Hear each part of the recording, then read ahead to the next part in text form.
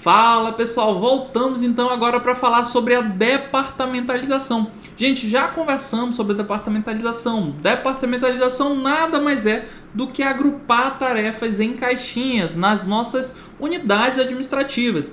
Esse processo decorre do que Chiavenato denomina de especialização horizontal do trabalho. Também já falamos sobre isso, né? Quando a gente especializa horizontalmente o trabalho, o que acontece? Nós criamos novos departamentos, novos setores, né?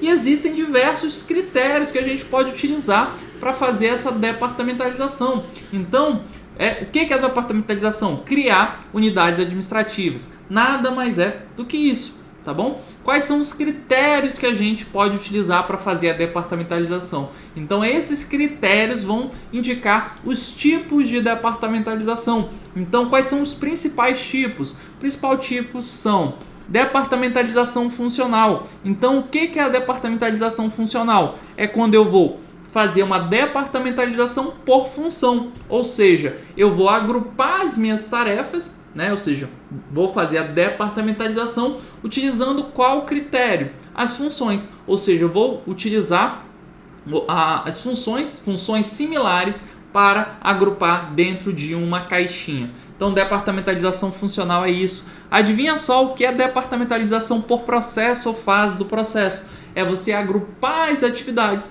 de acordo com a etapa do processo que elas fazem. Então, cada etapa do processo vai formar ali um departamento, um setor específico, né? Então, adivinha só o que é departamentalização por produto? É você agrupar as atividades por produto, ou seja, cada departamento vai ser responsável por um produto específico, né? Adivinha só o que é departamentalização por projeto? É você agrupar atividades por projeto, né? Então, como vai ser isso? Cada departamento vai ser responsável por um projeto específico, né? A gente vai falar sobre cada um desses tipos, mas eu quero te dar a visão geral já agora, né? Então, o que é a departamentalização por clientela? Nada mais é do que você agrupar as atividades de acordo com o seu cliente, com o tipo de cliente que você atende. O que é a departamentalização por matriz ou matricial? É você agrupar as atividades formando uma matriz, ou seja, utilizando dois critérios diferentes, né? O que é a departamentalização por base geográfica? Nada mais é do que você agrupar atividades de acordo com a região nas quais elas são exercidas, ou seja, utilizando um critério aí geográfico. Nesse momento, gente, eu só quero fixar mesmo com você o conceito de departamentalização. O que é departamentalização? Agrupar atividades. Utilizando algum critério. Quais são os tipos de departamentalização? São justamente os critérios que eu vou utilizar para fazer esse agrupamento de atividades. Departamentalização funcional. Qual é o critério que eu utilizei? Funções similares. Departamentalização por base geográfica. Qual vai ser o critério que eu utilizei? A região, a base geográfica. Então, eu utilizo esse critério para agrupar as atividades. Beleza? É essa a ideia aqui, tá bom, gente? São esses os tipos. Vamos agora falar sobre cada um deles.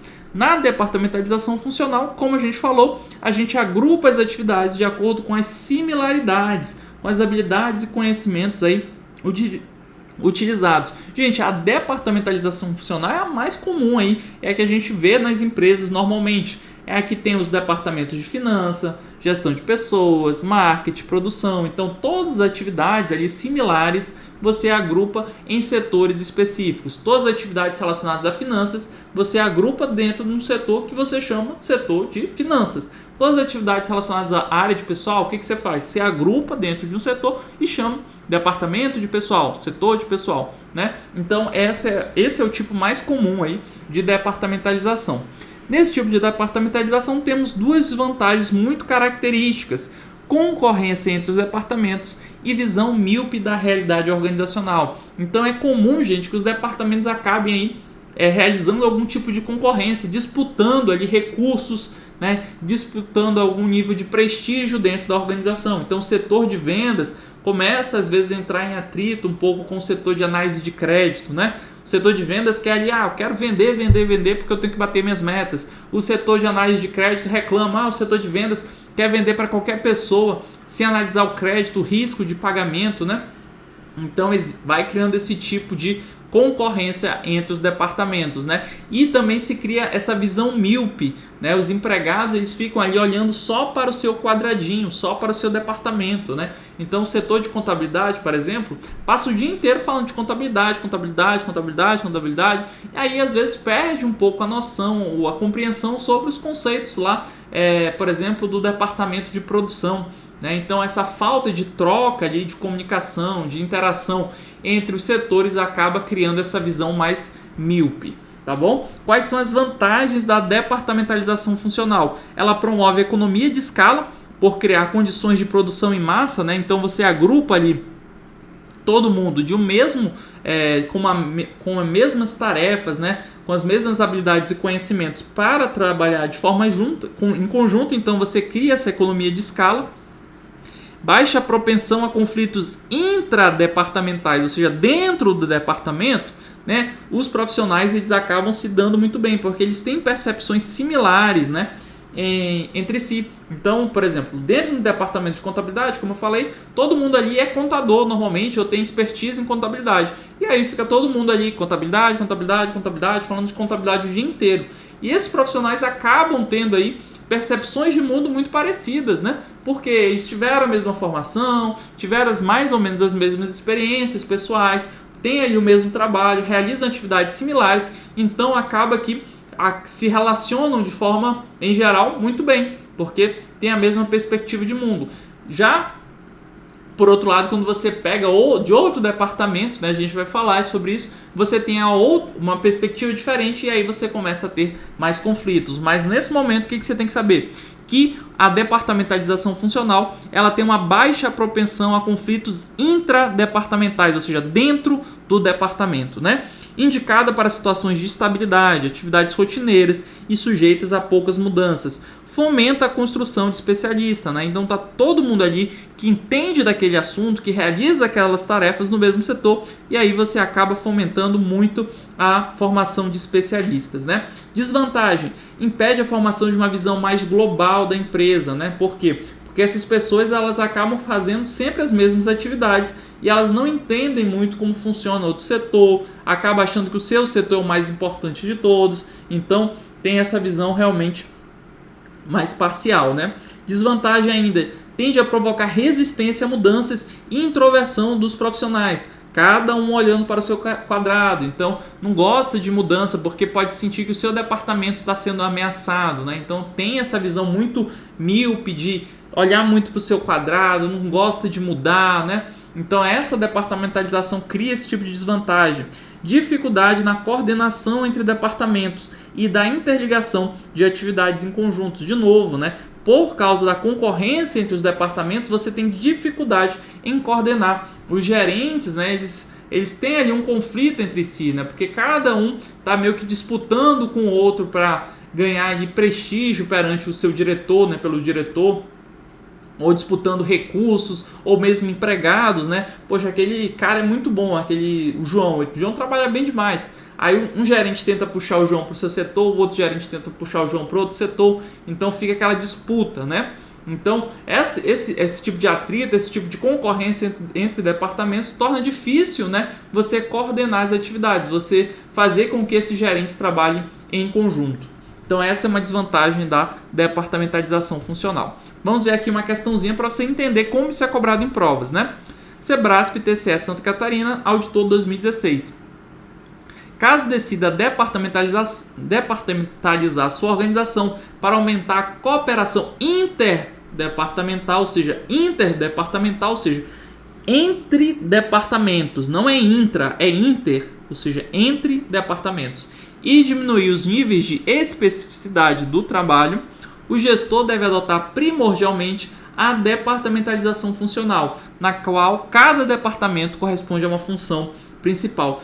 Olha, gente, vamos aqui analisar por parte. Ele conceituou corretamente a departamentalização funcional. De fato, quando a gente fala em departamentalização funcional, a gente está fazendo o quê? Cada departamento, né, vai realizar uma função principal, um conjunto de atividades similares, né? Perfeito. Só que ele descreve de maneira incorreta as características desse tipo de departamentalização. Se você quer aumentar a cooperação entre departamentos, a departamentalização funcional não é adequada. Por quê? Porque nesse tipo de departamentalização vamos ter, na verdade, uma competição entre departamentos, né? Então você não vai aumentar a cooperação, você vai diminuir a cooperação. Além disso, quando você adota a departamentalização funcional, você não vai diminuir a especificidade do trabalho. Por quê? Porque a departamentalização funcional, ela na verdade, ela fomenta a criação de especialistas. E por que ela fomenta a criação de especialistas? Porque as pessoas estão fazendo ali atividades similares. Todo mundo no departamento faz as mesmas coisas. Então fica todo mundo ali do departamento de contabilidade falando contabilidade, contabilidade, contabilidade, contabilidade. Então você tem uma especificidade maior, ou seja, todo mundo está se especializando, estudando contabilidade, falando sobre contabilidade, realizando atividade de contabilidade. Então isso aqui também está errado, você não aumenta a cooperação, você diminui a cooperação interdepartamental e você também aumenta a especificidade do trabalho, ou seja, você torna ali as pessoas mais especializadas nas atividades. Então o enunciado está incorreto porque ele descreve de maneira inadequada, né, as características da departamentalização funcional. Vem ver mais uma questão.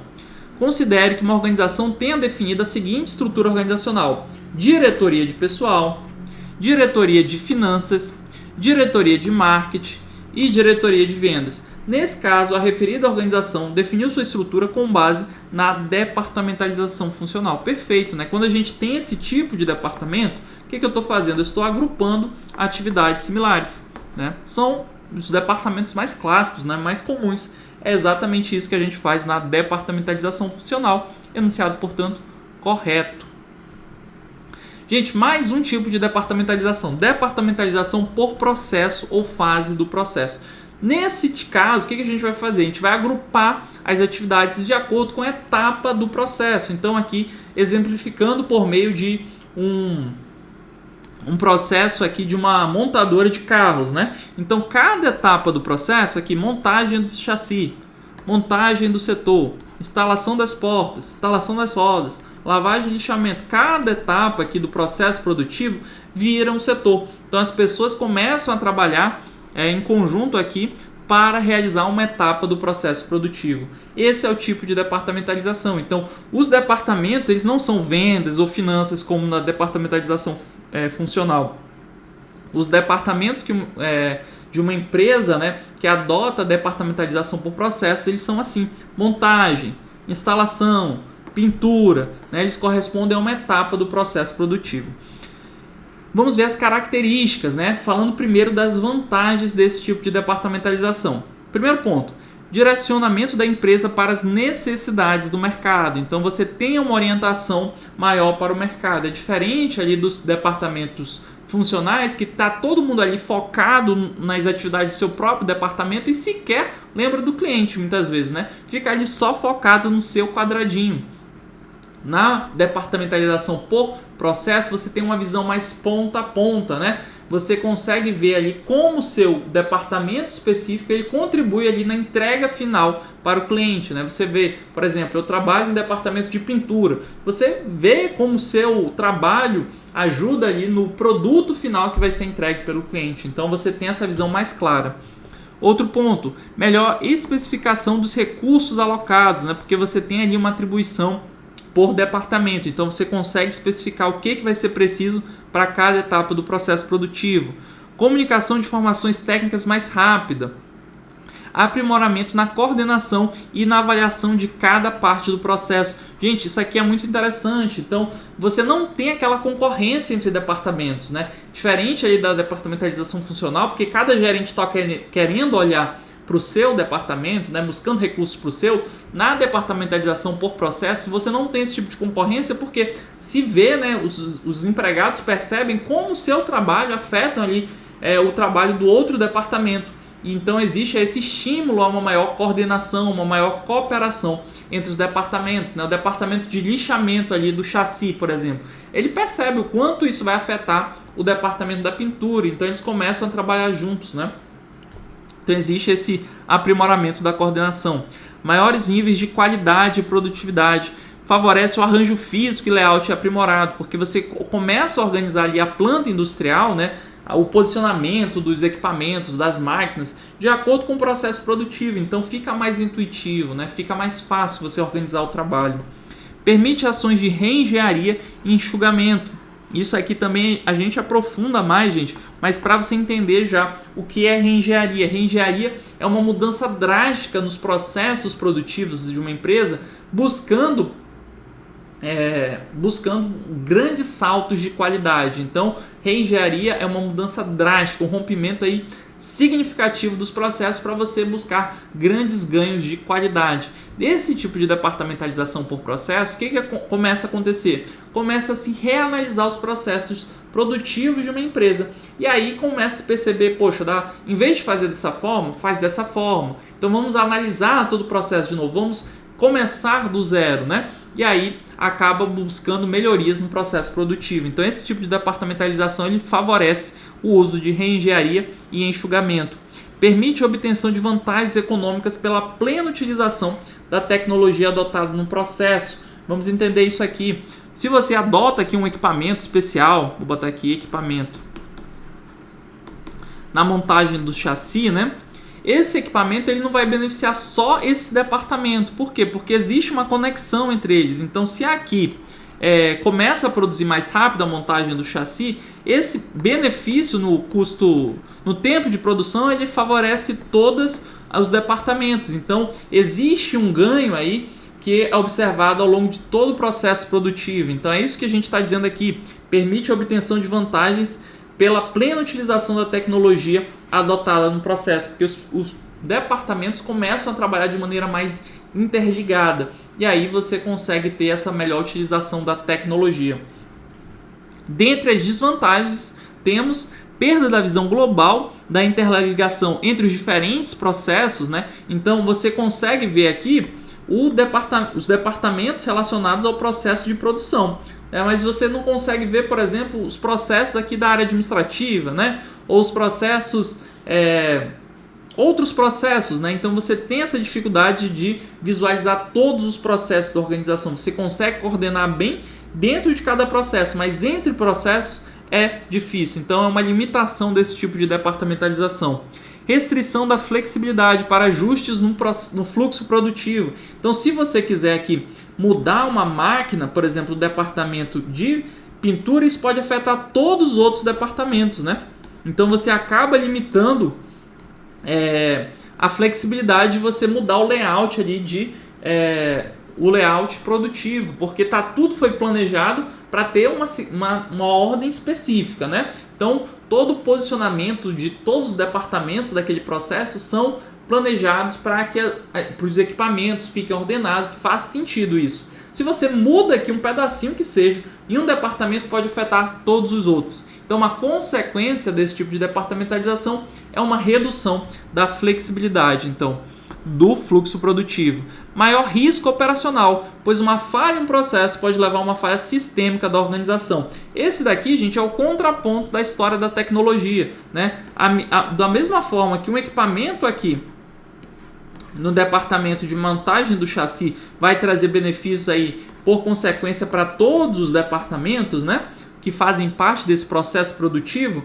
Se acontece um problema aqui na montagem do chassi, olha, não conseguimos montar chassi, aí pronto, você também para toda a empresa, porque se em um chassi você não consegue montar o motor, e aí não vai conseguir instalar as portas, então fica tudo parado. Então existe esse risco operacional maior, porque uma falha em um processo, né, uma falha em um departamento, vai gerar essa falha sistêmica de toda a organização.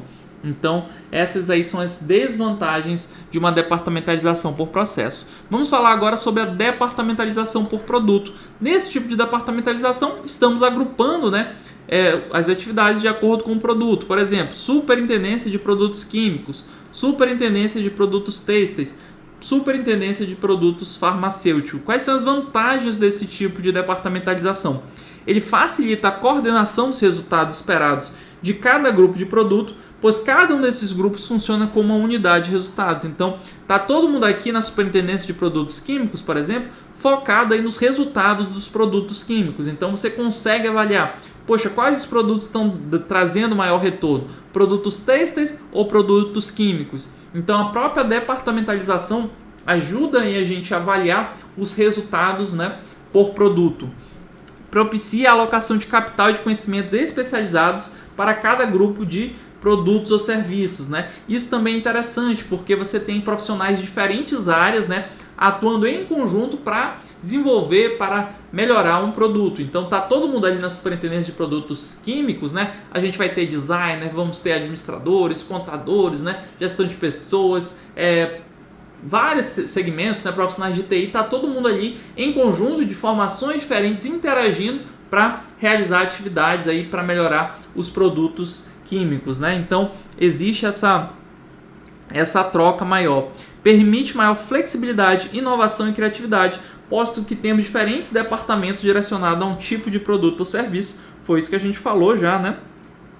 Indicado para situações externas mutáveis. Então, se você tem aí muita mudança no mercado de atuação, é interessante que você adote esse tipo de departamentalização, porque aí você vai ter mais pessoas com diferentes formações, entendendo aquele contexto de produto, entendendo a lógica, como aquele mercado funciona, e aí conseguindo responder às mudanças desse produto de uma maneira mais rápida, né? Dentre as desvantagens desse tipo de departamentalização, dificuldade no estabelecimento de políticas gerais da empresa, né? Porque como você tem produtos diferentes, é difícil estabelecer uma regra única que alcance todos os tipos de produto. Então você tem dificuldade em estabelecer essas políticas mais gerais. Duplicidade de atividades nos vários grupos de produtos ou serviços que pode implicar um aumento de custos. Então, gente, o que acontece aqui? Eu vou ter uma pessoa aqui em cada superintendência para cuidar, por exemplo, das atividades meio, né, tipo contabilidade ou finanças. Então você vai gerando uma duplicidade de esforços, né? Porque dentro de cada superintendência dessa você vai ter umas atividades administrativas. E isso vai ficando caro para a empresa, porque se você centralizasse essas atividades aqui, você conseguiria ia precisar de um número menor de empregados, né? Então esse tipo de departamentalização ele acaba muitas vezes saindo caro, aumenta os custos, né? Pode conduzir a uma obsolescência técnica em razão do distanciamento dos especialistas, distribuído em vários departamentos de produtos ou serviços, né? Então aqui, por exemplo, dentro da superintendência de produtos químicos eu vou ter um contador, por exemplo, e na superintendência de textos um contador, e no outro um contador. Então esses contadores eles muitas vezes não estão interagindo, porque eles estão em departamentos diferentes, e aí eles acabam perdendo um pouco da especialização, eles vão ficando... É isso que ele fala aqui, obsolescência técnica, né? Eles vão perdendo um pouco da expertise, porque ele é a única pessoa naquele departamento, em toda aquela superintendência, que entende contabilidade, né? Então ele vai ficando ali menos especialista nisso, ele vai perdendo um pouco dessa capacidade, né? Diferente da departamentalização funcional, porque aí não, você junta um monte de gente com aquela formação e aí você estimula que essas pessoas estudem, se especializem, aprendam a partir da experiência do outro, né? Então, a departamentalização por produto, ela acaba gerando essa obsolescência técnica em razão do distanciamento dos especialistas. Pode provocar ansiedade nos profissionais em situações de instabilidade externa. Os empregados sentem-se mais inseguros em relação à possibilidade de desemprego nesse tipo de departamentalização. Afinal, um desuso e insucesso do produto pode implicar o corte de unidades inteiras de negócio. Então, imagine aí que a empresa percebeu que os produtos químicos, né, não estão funcionando, a empresa está perdendo mercado, e aí ela extingue toda a superintendência. Aí você vai ter empregados, né, de contabilidade, de finanças, de produção, de design, de todas as áreas sendo demitidos de uma vez só, né? Então a departamentalização por produto ela tem esse aspecto bastante negativo do ponto de vista para os empregados, porque ele gera esse tipo de insegurança, né? Que o seu departamento ele pode simplesmente ser extinto se o produto não performar conforme o quanto a empresa espera, né, que performe. Então, esse também é um risco que deve ser considerado. Outra departamentalização é por projeto. No arranjo da departamentalização por projeto, as pessoas exercem atribuições temporárias. O gerente de projeto, responsável pela realização do projeto, distribui as tarefas e coordena o pessoal que está temporariamente sob sua supervisão até a conclusão do projeto. Muitas construtoras, gente, adotam esse tipo de departamentalização. Então é muito comum construtora. A construtora está fazendo, por exemplo, um condomínio horizontal, né, em Cuiabá. Aí tem um condomínio Florais da Mata. Aí tem um condomínio Florais dos vales. Então, cada condomínio ali é um projeto específico. Dentro desse projeto eu vou ter um arquiteto, eu vou ter um vendedor, vou ter várias pessoas que estão trabalhando para que aquele empreendimento, para aquele projeto específico dê certo, né? Vai ter o responsável, vai ter o gerente de projetos, então vai ter aquela pessoa que vai ser responsável, por exemplo, pelos florais da mata, né? Esse projeto específico. E aí ele vai contratar arquitetos, paisagistas, engenheiros para conduzir aquele projeto específico, né? Então é esse tipo de departamentalização. É importante que você saiba o conceito de projeto, né? Projeto é um esforço temporário empreendido para criar um produto, serviço ou resultado único. Então por isso que é interessante esse exemplo da construtora, né? Porque você entende bem, aquela obra em algum momento ela vai acabar, aquela de condomínio, construiu o condomínio, vendeu as unidades, pronto, encerrou, né? Então acaba aquele projeto, aí vai começar outro projeto, vai começar outro condomínio, né? Então as construtoras elas vão trabalhando por projetos, beleza? Quais são as vantagens desse tipo de departamentalização? Ele permite um alto grau de responsabilidade da equipe na execução do projeto. Então, as pessoas estão ali trabalhando juntas para que aquele projeto dê certo. Então, muitas vezes, o vendedor ali do Florais da Mata, daquele empreendimento lá, ele percebeu que os clientes estão falando, eu não queria que a planta baixa das casas, né, fossem com essas características. Eu queria 3 quartos em vez de 2 quartos, ou 4 quartos em vez de 3 quartos. Então o vendedor ele já percebe aquela necessidade e já passa para o arquiteto que está trabalhando junto com ele nesse projeto. Fala, pô, arquiteto, não tem como fazer um projeto aí melhor ou diferenciado para esse tipo de cliente? Então as pessoas estão ali trabalhando juntas pelo sucesso de um projeto e aí acaba facilitando esse grau de responsabilidade, né? Facilita a condução do trabalho por ser composto por equipes multidisciplinares, foi isso que a gente falou também, possui elevado grau de versatilidade e adaptabilidade, aceitando novas ideias e técnicas durante o desenvolvimento dos trabalhos, né? Isso também é interessante, né? Porque como o projeto ele vai sendo executado, né? Primeiro, fez o lançamento lá do condomínio, aí depois vai começar as obras, né? Então vai sendo executado aos poucos e aí você consegue mudar, você consegue pegar insights do meio dos potenciais clientes e mudando, adaptando a construção do condomínio. Então você consegue fazendo esses ajustes, né? Aprimora o atendimento do cliente ao projeto, permite a alocação temporária e eficiente de recursos na construção de um novo produto. Isso também é interessante, né? Você não precisa trabalhar com quadros fixos muito grandes, né, em um projeto. Você, por exemplo, vai fazer terraplanagem ali do condomínio. Você contrata uma empresa ou contrata aí diversos empregados temporários para fazer aquela atividade específica. Você não precisa contratar empregados permanentes, né, porque o próprio projeto é temporário. Terminou a terraplanagem, não vai ter trabalho para esse conjunto de pessoas. Então, você permite, né, você ter esse tipo de alocação mais eficiente. Você não precisa aumentar a sua estrutura de custos fixos, né? Forma efetiva para conseguir resultados em problemas complexos, né? Então os projetos também podem ser utilizados para isso. Dentre as desvantagens da departamentalização por projeto, comunicação deficiente, sendo que cada equipe do projeto procura dedicar-se exclusivamente ao seu próprio projeto. Então o gerente de projeto do Florais da Mata está só focado lá no empreendimento dele, no Florais da Mata, ele não conversa tanto com o gerente de projeto do Florais da Vila, por exemplo, e aí não falta um pouco essa interação, né? Tá todo mundo ali muito focadinho aí no seu próprio projeto. Requer a aplicação de vultosos investimentos, tecnologias envolvidas e envolve acentuados riscos, né? Isso também é interessante pontuar, porque cada projeto, né, eles assumem um risco muito grande, né? Pode ser que ninguém goste do Florais da Mata, né? Então tem um risco muito grande ali dentro de cada projeto. É diferente de outros tipos de departamentalização, porque você vai fazer vários departamentos e vai produzir diversos produtos. Ainda que um produto ali não dê tão certo numa departamentalização funcional, por exemplo, isso não vai prejudicar o trabalho, o emprego dos empregados, né?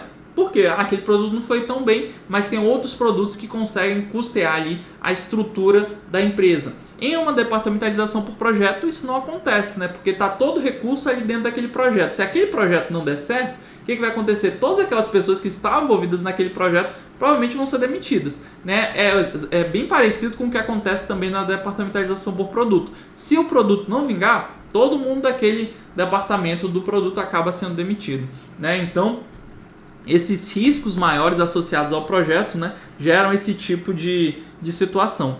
Capacidade dos gerentes em conduzir equipes é primordial para o sucesso do projeto. Em geral, equipes muito grandes tendem a não ter bons rendimentos e equipes pequenas apresentam dificuldade de relacionamento. Assim, o gerente de projetos deve ser capaz de lidar com essas situações. Então, a figura do gerente de projetos ela é primordial para o sucesso desse tipo de departamentalização. Existe essa dependência muito grande, né?